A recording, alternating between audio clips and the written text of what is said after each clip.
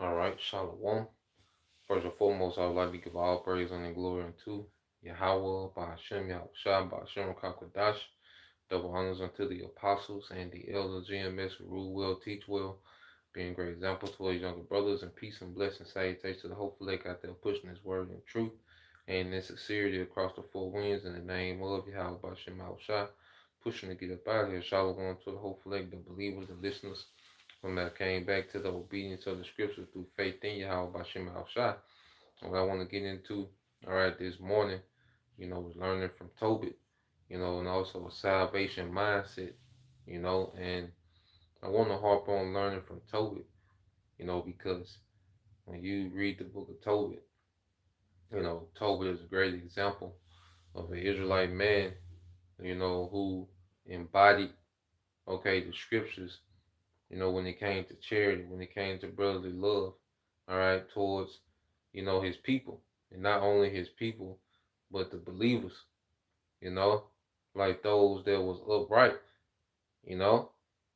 Tobit, displayed, charity in every situation, man, whether he was rich, whether he was poor, okay, whether he had an ailment, he went blind, but his mindset never changed. He was a doer of the word. So when you read the book of St. James chapter 1, okay, verse 22, it says, be ye doers of the word and not hearers only, deceiving your own selves. Okay? And Tobit was a doer of the word, you know? He was a doer, like he embodied it. That was him. And that's how we're becoming. That's how we have to continue to become in the truth. We have to become this word. We have to become what we read, you know? We have to become this. This has to be who we are. Okay? And I say Tobit was a great example of it, man. He wasn't just a hearer, all right? He was a doer. He was proactive, you know? Tobit was always making moves, doing what had to be done. You know? He was never, okay, a hypocrite when it came to what he believed, man. He stood on it. He acted on it. All right, continually. You see? To the point, he had a great name amongst his people. And Tobit was a prophet. Okay? Verse 23 said, for if any be an hearer of the word and not a doer, he is like a man beholding his natural face in the glass. For he beholdeth himself and goeth his way, and straightway forgetteth what manner of man he was. Yeah.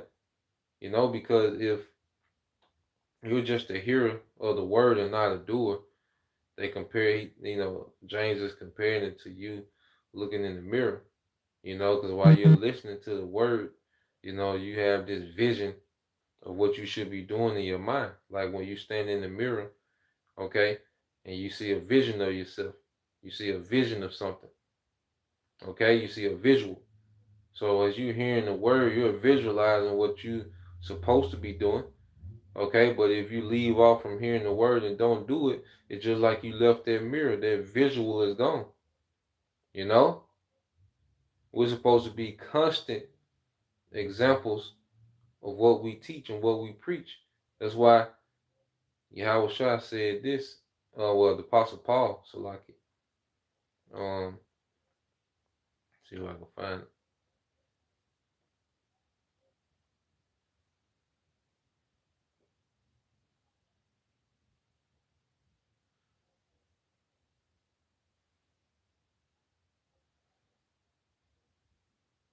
I think that's in Corinthians.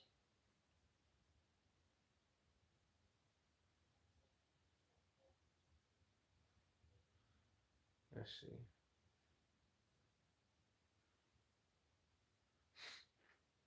Just Corinthians, the fourth chapter.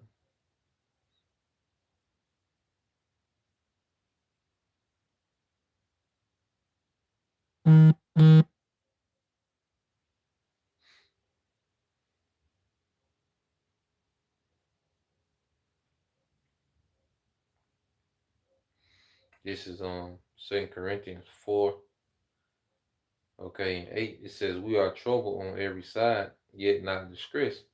We are perplexed, but not in despair." All right, persecuted but not forsaken, cast down but not destroyed. Yeah, because in this society, we're, hey, the outcast. We're the bottom. Within this society. You know, based off our belief in Yahweh. We're looked at as indifferent, as going against the grain of the norms of wickedness of this society, man.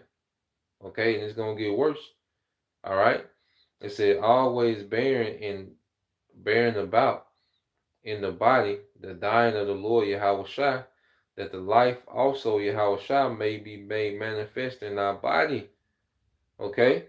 So we're that constant representation of Yahweh Shai, his sufferings, man. During his ministry, during his teaching, man.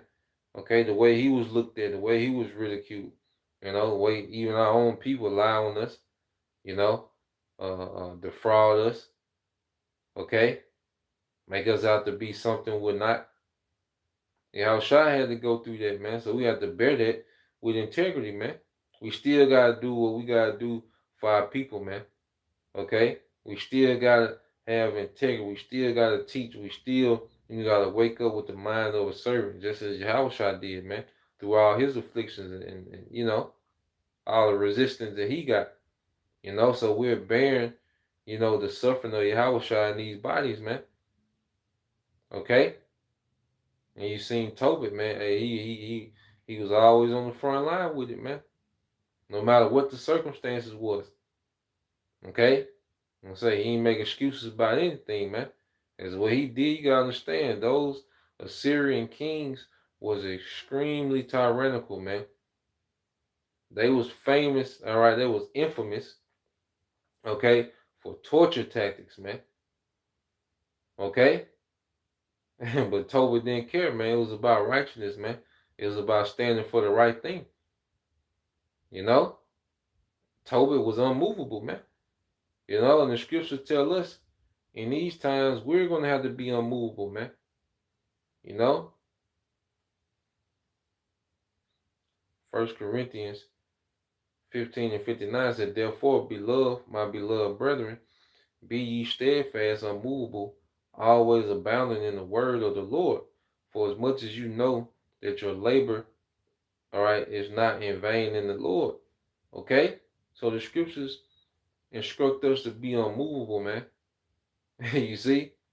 Because it's going to be more resistance that we're going to come up against. It's going to be more backlash. It's going to be more hardships, that we're going to have to endure, within this walk. Okay? But the scriptures tell us to be unmovable, man. There was nothing that could move Tobit, off of what he believed or to stop him from doing the right thing. They would have had to kill him. But the Lord didn't allow that, man. He allowed Tobit, to live to be 158 years old, man. Okay? Yahushua, he was obedient to the death. Okay, so we have examples on how we should be. We study our forefathers. We see how we should be, man. And Tobit, he embodied, okay, what Yahushua was speaking of in Matthew 22, okay, in 37. I get to the point. It says, "And Yahushua said unto him, Thou shalt love the Lord thy power with all thy heart and with all thy soul and with all thy mind. This is the first and great commandment. And the second is like unto it. Thou shalt love thy neighbor as thyself. On these two commandments hang all the law of the prophets." Okay, and Tobit was the example that he loved the Heavenly Father, with all his mind, heart, and soul, because he was in the land of Assyria where they was heading to idolatry, man. Okay? And a lot of our people, a lot of the northern kingdom got turned out, to that idolatry. Because they went into captivity for idolatry, man. Okay?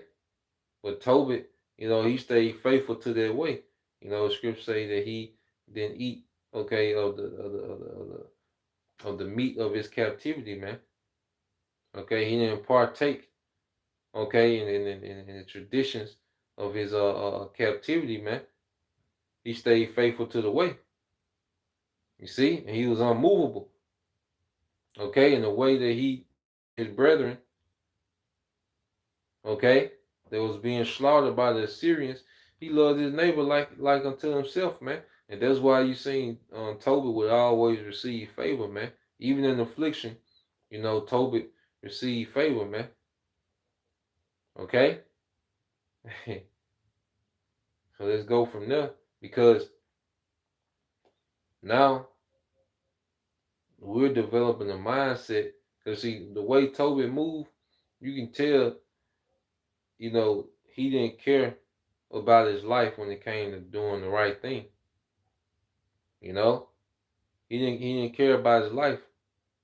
And we have to have that mindset because that's a mindset of salvation. Let's get that, man. Let's get that in the book of Luke. When it comes to doing the right thing and what's required of the Lord, you know, uh, uh, Tobit's life didn't matter, man. Okay, he was all on. He put it all on the line to do the right thing. It's the book of Luke, chapter 9, verse 24. Well, I started 23. It says, he said unto them, this is Luke 9 and 23, and he said unto them all, and this is Yahweh speaking, if any man will come after me, let him deny himself and take up his cross daily and follow me. Okay? So man will have to deny himself, take up his cross daily, and follow Yahweh. What does that mean? You know? Hey, we gotta take on this suffering, man. We gotta take on whatever burden that we got. Okay? And follow Yahweh daily. No matter what our day-to-day burdens is, we have to continue to follow Yahweh daily. And we follow Yahweh within conduct, man. How we carry ourselves, man. Okay? And it says, for whosoever will save his life shall lose it. But whosoever will lose his life for my sake, the same shall save it. Okay? So whoever willing to lose his life for the sake of Yahweh, the same shall save it, man. Because there's an eternal reward. You see? There's a great reward coming with Yahweh. But the mindset is what? Losing your life, man. That's not only, when we're faced with the guillotine, some brothers, all right, some believers gonna be faced with that guillotine, okay? But even leading up to it, man, we're really losing our life in this world and gaining our life in Yahweh, as we speak now. The more we put off this society and put on Yahweh, sacrificing more and more for Yahweh, we're losing our life in this world and gaining Yahweh. Okay? And it's going to lead to what? That eternal reward. Even Yahweh spoke about it. Because one thing about the salvation mindset, we start caring less and less about this society and this world. This Revelation 2 and 10 says, fear none of those things which thou shalt suffer. Behold, the devil shall cast some of you into prison, that ye may be tried, and ye shall have tribulation 10 days. Be thou faithful unto death, and I will give thee a crown of life. Okay? Be thou faithful unto death, if that's our lot. And we're going to get a crown of life, man. Okay? An eternal rulership. We're going to have those immortal positions as kings in the earth. Okay? Is there royal people in the earth, man? All right? True power. But it comes with a mindset of not caring about what the outcome is when it comes to righteousness, man. And like I say, Tobit, he embodied that. All right, in every scenario where it speaks about gaining, okay, it speaks about how we should be towards our life, man. Revelation 12 and 11, it says, and they overcame him by the blood of the Lamb, and then him is Esau Edom. We're going to overcome this beast, man, because we believe what's written. See, Esau, what he's finna pull off, is he's finna promise, you know, you know, he's gonna promise a pseudo salvation when pseudo goes into false. He's gonna promise a pseudo salvation to the masses, man. You know, and a lot of people are gonna bite on that, man. Okay, why? Because they don't believe in what's written. And his pseudo salvation comes with you taking that oath, that ultimate oath to Satan with the seal, man. Because you take the seal, they're saying that you're okay with how this man runs society. You don't mind being plugged back into a society, all right, that's anti-Messiah, that's becoming more and more filthy and abominable by the day. Okay? You're agreeing with the way things are. You see?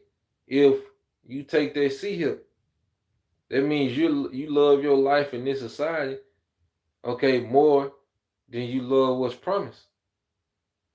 And half our people, they don't really understand what's promised. They don't care. Okay, because they shunned this word during this grace period, man. You know? So they're set up to take it because they don't have nothing to compare to. See, we see where Esau is going with his society.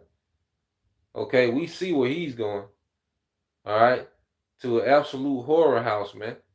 To absolute filth.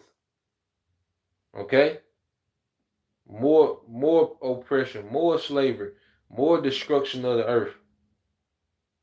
Okay, more destruction of people. We see where he's going, man. And then we look at what's promised, and it's a no-brainer. All right, as Israelites, we look at what's promised to us, and it's like, the hell with this life. You don't even consider this life anymore, man. We don't even consider this living anymore.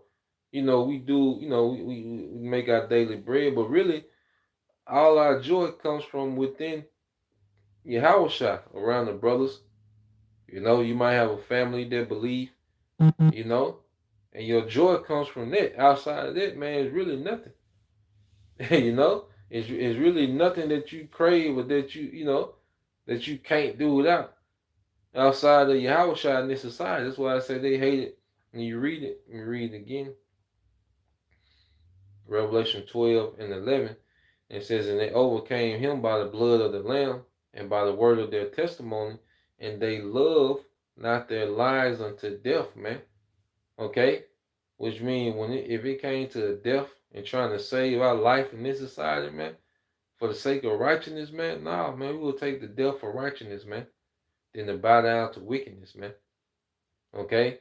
And that's the mindset, you know, that we develop, all right, by being what? Drenched in his word. Okay? So let's get one more. Like I said, I'm gonna make it super long. It's the book of Luke, chapter 21,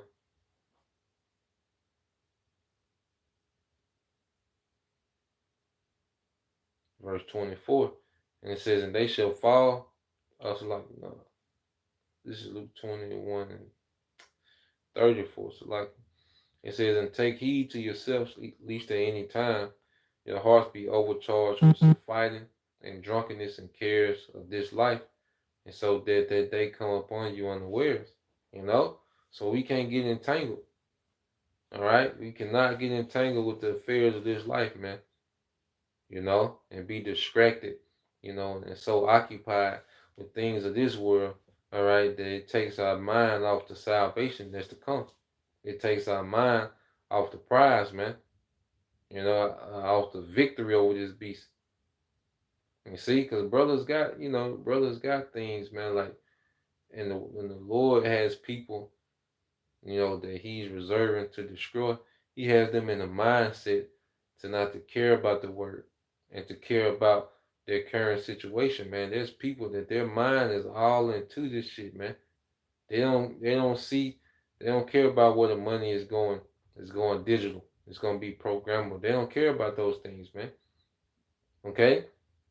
They don't care about the rhetoric of you will own nothing and be happy. They don't care. Their mindset is not towards that, man. It's all about increase. It's all about their next, you know, vacation, trip, and all these different things. You know, it's all about trying to establish, you know, some type of legacy here. Their mindset is not beyond. It doesn't go beyond anything. all right, that this world has to offer, man. Okay? But we're not caught up in those distractions, those entanglements, man. We do what we got to do.